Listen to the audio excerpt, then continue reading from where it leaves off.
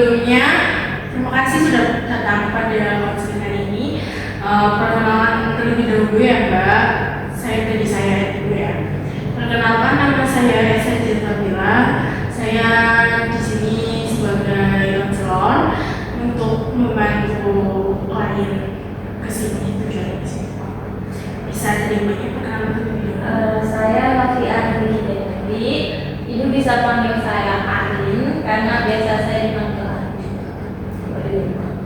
Oh iya, oke. Tadi saya sebelum lebih jauh saya akan menjelaskan asas-asas di konseling pada ini ya Mbak. Jadi yang pertama asas kerahasiaan, yang dimana konseling kita berdua itu dijaga rahasianya baik saya maupun Mbaknya, jangan disebarluaskan. Yang kedua asas keterbukaan, dimana Mbaknya harus saling terbuka sama saya. Yang ketiga asas kemandirian, tujuannya agar setelah konseling ini Mbaknya bisa menyelesaikan masalah lebih mandiri, yang yaitu asas kesukarelawan, yang dimana pada konseling hari ini Mbaknya harus rela. Sebelumnya Mbaknya konseling kesini untuk konseling tujuannya apa ya? Ibu saya merasa akhir ini tuh sering gampang panik gitu loh Bu, ya dengan hal-hal singkat, hal-hal yang sepele itu saya gampang panik Bu. Jadi saya pengen gimana sih Bu biar rasa panik yang ada di diri saya itu bisa hilang. Oh, berarti ininya panik ya Mbak? Iya Bu. Bisa ceritakan lebih detailnya paniknya karena apa ya? Paniknya itu saya hampir semua situasi tuh panik gitu Bu. Kayak misal presentasi, besok mau ada presentasi atau mau ketemu dengan siapa gitu Bu, saya tuh sering merasa panik gitu loh Bu di hari-hari sebelumnya. Kayak saya kepikiran dulu nanti gimana ya presentasinya, saya bisa nggak ya, saya ngelakuin kesalahan nggak ya. Dan itu tuh benar-benar mengganggu saya loh Bu, karena itu tuh kepikirannya tuh bisa sepanjang hari, bukan cuma sehari, 2 hari atau pas di hari-harinya aja, tapi di hari-hari sebelumnya juga saya merasa panik, yang benar-benar panik Bu. Kadang juga mengganggu jam tidur saya, sehingga saya juga kurang tidur, yang dimana pas hari-harinya itu menyebabkan saya kurang kondusif gitu. Nanti kayak saat mau presentasi itu Mbak Ani itu panik ya Mbak. Nah paniknya itu apa ya, kayak panik seperti apa ya Mbak? Maksudnya bentuknya paniknya kayak overthinking atau gimana? Paniknya itu ya overthinking ya Bu. Saya tuh kayak overthinking, takut kayak nggak sesuai sama ekspektasi saya gitu, takut ngecewain, takut gagal, sehingga tuh menyebabkan saya paniknya itu bentuknya kayak keringet dingin. Kadang misal di hari H keringet dingin yang benar-benar dingin banget tangan saya Bu. Terus juga kadang kalau paniknya nggak bisa saya kondisi itu bisa sampai gemeter Bu, tangannya benar-benar kayak gitu. Berarti sampai tangan ya? Kapan terakhir panik seperti itu? Kapan Mbak? Maksudnya terakhir minggu-minggu ini kapan? Waktu itu saya presentasi di kelas itu juga benar-benar bikin saya panik Bu. Kayak saya takut aja gagal gitu. Dan sebenarnya saat itu juga saya sedang panik Bu. Saya panik, saya takut gitu nggak berjalan sesuai keinginan saya. Cuman mungkin saat ini saya bisa kondisikan perasaan saya biar nggak terlalu panik. Cuman kadang tuh kalau saya lagi nggak stabil, saya nggak bisa kondisiin perasaan saya, dan rasa paniknya itu benar-benar kambuh yang benar-benar sampai panik banget. Kalau misalkan panik sampai benar-benar panik banget dan panik nggak bisa kondisikan itu kayak gimana Mbak? Saya pernah sadar pikirannya sadar ini bakal kayak gitu. Pikirannya sadar Bu, cuman tuh kadang kalau tangan gemeter ya Bu, saya tuh nggak bisa kondisiin kayak tiba-tiba gemeter aja gitu loh, kayak gitu. Tapi saya sadar saya lagi gemeter, cuman tuh saya nggak bisa kondisiin tangan saya yang lagi gemeter itu, kayak gerak sendiri gitu loh, gemeter sendiri. Tapi pernah nggak kalau kayak misalkan presentasi nih besok, terus balik hari presentasi banget nih, hari sampai jam itu malah sampai balik kamar mandi nggak? Kalau itu sering ya Bu, kadang kan saya keringat dingin juga, terus kadang kalau panik memang saya tuh kebelet buang air kecil Bu, jadi sebelum presentasi pasti saya bolak-balik kamar mandi dulu. Tapi itu setiap presentasi seperti itu atau kayak misalnya tergantung ininya? Mungkin tergantung tingkat ininya Bu, kadang juga ada yang panik tapi kayak oke lah masih bisa saya kondisikan, terus juga ada yang benar-benar paniknya tuh nggak bisa saya kondisikan Bu, kayak ketemu sama orang-orang baru atau ngelakuin hal yang belum pernah saya lakukan gitu tuh benar-benar bikin saya panik yang nggak bisa saya kondisikan. Jadi bukan hanya presentasi doang ya Bro? Tadi ya kayak misalkan ketemu orang baru, terus apa interaksi dengan yang agak orangnya gimana gitu, misal kayak orang baru atau terus yang nggak pengalaman juga, yang nggak berpengalaman di bidang itu, misalnya kayak balik ke tempat yang baru balik datangin, mesti kan kayak misalkan di tempat apa ya, tempat ini kali ya sekolah, kayak sebenarnya balik praktek ke sekolah, balik kayak mungkin deg-degan ya, Iya Bu. ketemu orang baru sih. Oh seperti itu ya Bari. Sebelumnya saya mau tanya, apa yang kamu pikirkan saat tahu besok akan presentasi?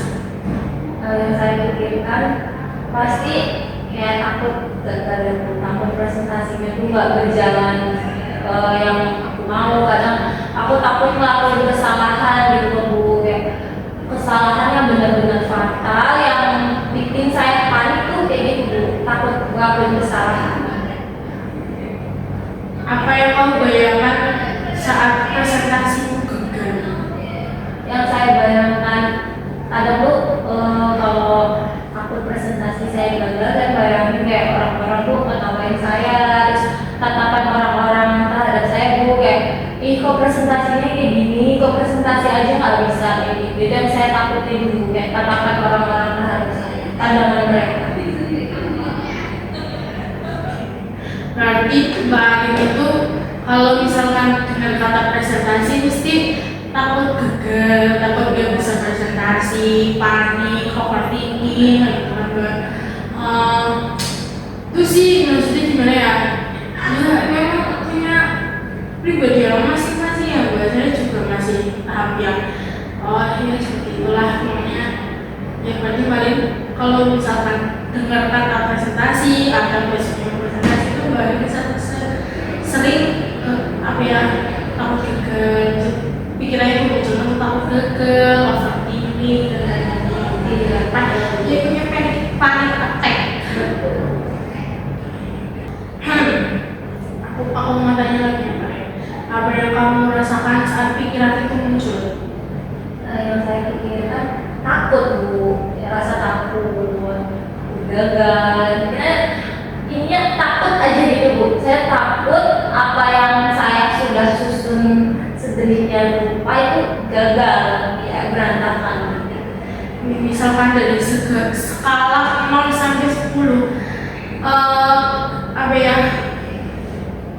panic attack-nya Mbak itu di skala berapa? Kayak misal overthinking, terus deg-degan itu di skala 0 sampai 10 itu di berapa ya? Mendekat 10 sih Bu. Karena kalau panik benar-benar saya nggak bisa kondisiin benar-benar sepanik itu Bu. Saya udah nggak tahu deh ini apa panik, saya berbentar, saya keringat dingin, bolak-balik kamar mandi. Tapi Mbak pernah ini nggak sih kayak latihan berbicara di depan kaca? Kalau latihan berbicara di depan kaca sering sih Bu. Cuman kan kalau di depan kaca sama di depan orang kan beda kan ya Bu. Kalau di depan kaca kan pasti yang dilihat cuma diri saya. Cuman kalau di depan orang-orang banyak kan ada mereka-mereka yang lihat kita, jadi takut aja. Bagi udah pernah berusaha untuk berbicara di depan kaca ya Mbak? Aku mau nanya lagi ya Mbak, reaksi di tubuhnya Mbak Arin saat deg-degan itu pernah sampai sebadan badan gemeter nggak?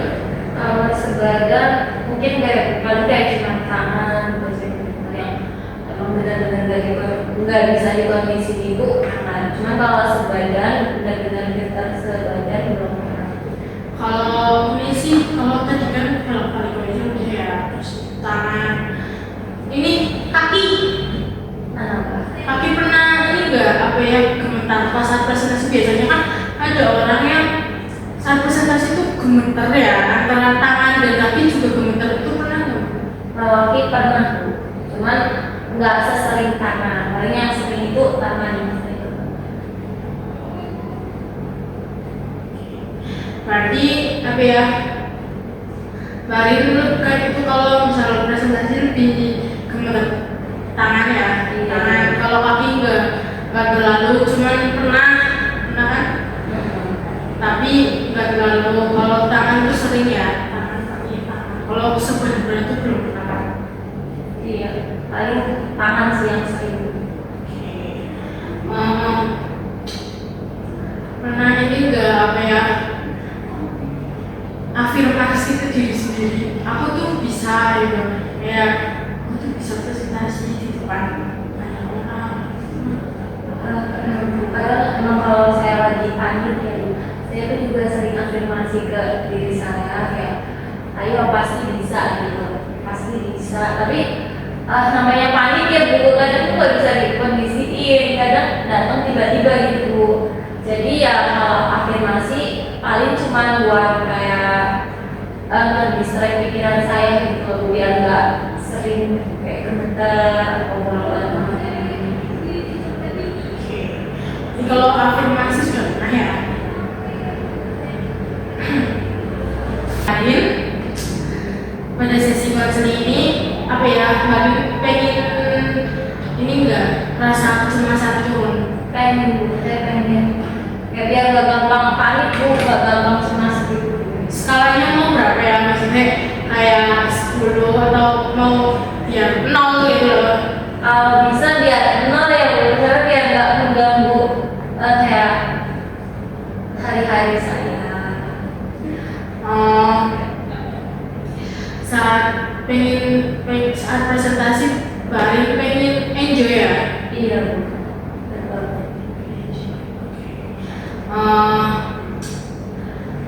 Kalau Mbak itu kesini pas sesi konseling, Mbak itu pengen skala kecemasannya biar nol, terus biar presentasinya enjoy ya Mbak ya.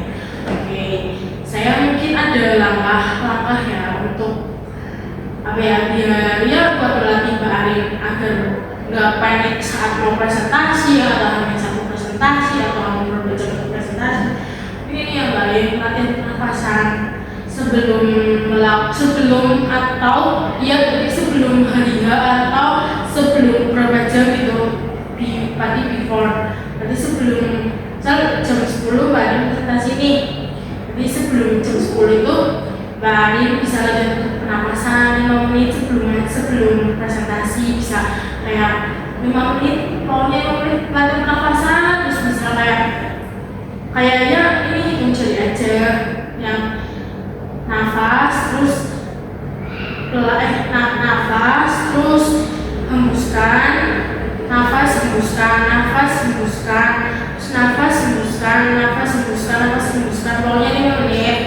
Terus yang kedua bisa mungkin balik ke itu ya, apa ya, latihan ya sedikit demi sedikit ya. Ya nggak mungkin, saya nggak mungkin itu 100% merubah skalanya, tapi sedikit demi sedikit balik bisa untuk inilah apa ya, untuk mengurangi rasa paniknya. Mungkin balik misalnya takut gagal, coba kayak apa ya, nafas apa ya, buang pikiran-pikiran yang kotor, nafas, terus coba nafas yang jernih, terus latihan ya sedikit demi sedikit latihan di depan kaca, terus apa ya namanya, coba berlatihlah untuk menguasai bahasa, menguasai PPT ya, kalau presentasi kan PPT biasanya, menguasai PPT agar di depan itu kita bisa melakukan pakai bahasanya sendiri loh, tanpa melihat PPT ini gitu.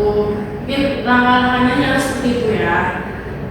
Menurut saya kalau kurangnya atau gimana nanti saya bisa bantu, atau kurang bagi bahan kurang atau gimana nanti kita konseling lagi. sebelum saya masuk konseling ini, apakah kemarin, maksudnya sesi konseling itu apakah lega di mana atau gimana biar nanti saya kalau saya kurang terbuka atau gimana nanti saya jadwal konselingnya. Kalau saya sendiri udah lega ya Bu, dari dengar saran Ibu tadi yang atur nafas sebelum presentasi, terus juga kayak belajar terlebih dahulu. Jadi kalau sebelum presentasi itu kita udah tahu apa-apa aja yang harus dibahas itu. Jadi saya pikir, oh iya mungkin saya bisa mencoba nanti buat next kalau ada presentasi atau ada kegiatan yang belum pernah saya lakukan, saya akan mencoba mengatur nafas saya agar nggak panik saat itu juga. Oke, terus mungkin langkah-langkahnya seperti itu ya Mbak. Mungkin saya ulangi lagi ya, langkah-langkahnya yaitu kemarin sebelum presentasi pas misal H+3, H+3 di H+2 itu latihan 5 menit. Terus latihan menguasai PPT lah, memakai bahasanya sendiri. Kan biasanya orang akan presentasinya akan lancar, biasanya menguasai PPT-nya dulu, terus kayak memakai bahasanya sendiri, juga memakai bahasanya sendiri, itu kan biasanya bisa lancar kan. Seperti itu. Ya. Yang kedua berbicara di depan kaca, walaupun kaca ya pokoknya latihan di depan kaca atau enggak bisa pas kemarin presentasi kemarin anggapnya itu di depannya paling itu gak ada orang, bisa itu caranya bisa itu. Terus sih paling itu yang saya lakukan. Terima kasih Mbak Arin sudah datang pada konseling hari ini. Semoga langkah-langkah yang saya sampaikan itu bermanfaat di Mbak Arin dan Mbak Arin bisa mencobanya. Terima kasih ya Mbak Arin. Terima kasih juga Ibu sudah mau mendengarkan dulu kesah saya dan memberikan masukan yang sangat berguna untuk saya. Terima kasih Bu. Terima kasih ya.